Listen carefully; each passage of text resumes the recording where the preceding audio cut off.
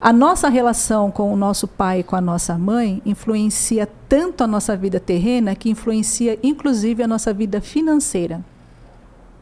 A nossa maneira como a gente lida com o dinheiro e como o dinheiro lida com a gente, o que acontece, por que tem gente, né, que é tão próspera, né? Ela pode, até a questão de prosperidade é uma coisa, ser rico é outra coisa. Sim. Né? Então, se você pega, por exemplo, aquele psiquiatra gente, eu sou péssima para nome, mas eu vou lembrar o nome dele. Que ele fala assim, a hora que eu lembrar eu falo. Que ele fala assim, eu conheço miseráveis morando em mansões. Né? Eu conheço Augusto Cury, lembrei. O Augusto Cury, na literatura dele, ele pega e fala, ele é psiquiatra, e ele fala, isso aqui ele fala muito de questões espiritualistas, porque ele também tem uma história aí dele, né? De sair da materialidade eu não sabia. Só que ele não é espírita, ele, se eu não me engano, ele é católico. Mas de experiências de desdobramento? Não, de espiritualidade, de desenvolver a espiritualidade dele. Ele era materialista, psiquiatra, tudo é científico e tal, até que ele teve as quedas dele, isso está na biografia dele, que daí ele conheceu a espiritualidade, né? A espiritualidade no sentido dele, interna, não religiosa. E ele fala justamente isso. Ele tem uma série de livros a respeito de Jesus, que é a coisa mais linda. Só que ele fala assim justamente, a pessoa, às vezes ela é rica, ela tem dinheiro, muito dinheiro na conta, mas ela é pobre, ela é miserável. Tem até um ensino um caso que o Chico conta de um cara milionário, né, que foi procurar ele e procurou ele e tal, aí o Chico atendeu e depois que ele saiu, o pessoal próximo perguntou: "E aí, Chico, qual que é a questão?" Ele falou assim: "Não, ele é tão pobre, mas tão pobre, esse rapaz que saiu, que ele só tem dinheiro." Isso, exatamente. É nessa linha, né? É nessa linha. Ele é tão pobre que ele só tem dinheiro. É bem isso mesmo. Então, você vê como que é sério essa relação com o pai e com a mãe, né? Por isso, acredito eu, e aí todo texto evangélico sempre é uma interpretação, é um entendimento, justamente que ele fala para você ter felicidade na terra. Porque tudo, se você não teve bons pais ou não teve uma boa relação com o teu pai, com a tua mãe, seja por que N motivo for, isso influencia todas as nossas vidas. Se você pega, por exemplo, pessoas que estão estupradores, pessoas, vamos pegar aquelas coisas bem graves mesmo. Sim. Você pega a história de infância dela, ela foi abusada na infância, muitas vezes pelo pai.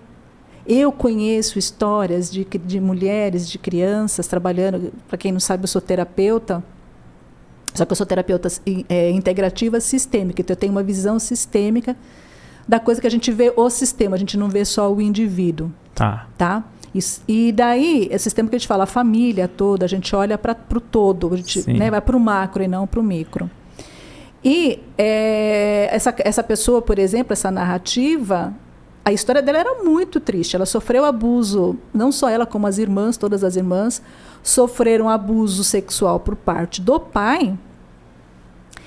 E quem levava ela, por exemplo, para a cama do pai era a própria mãe.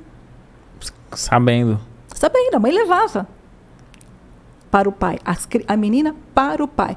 Então você imagina os traumas que cria isso dentro de uma pessoa. Isso vai refletir na vida dela toda, não afeta só no relacionamento dela, por exemplo, com os outros homens, né, na vida sexual dela, afeta em tudo.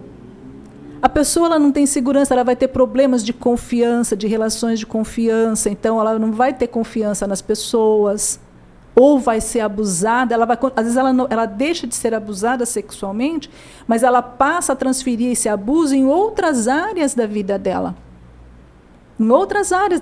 Então ela não consegue, por exemplo, daí é por isso que eu falo que afeta a vida financeira dela.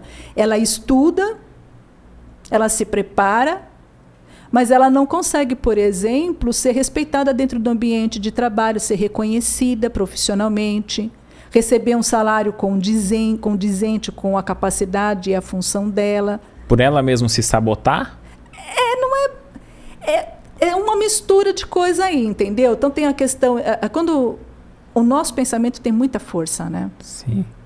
Então, a maneira como você se enxerga, a maneira como você se entende... Que eu digo assim, dela acreditar que ela não é merecedora daquilo, nesse sentido. Isso, não é merecedora. Dependendo, eu já atendi casos, por exemplo, em questões de abuso, que a pessoa se sente culpada.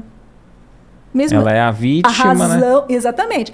A razão dela sabe que ela não é a culpada, ela sabe que ela é uma vítima. Mas a alma dessa pessoa, por N questões, né, que cada caso é um caso, muitas vezes tem culpa. E quando você tem culpa, você não se julga merecedor. Legal esse corte, né? Coloca aqui nos comentários o que você achou desse vídeo, sua opinião. E lembre-se de marcar aquele amigo querido que você sabe que vai se interessar por esse tema.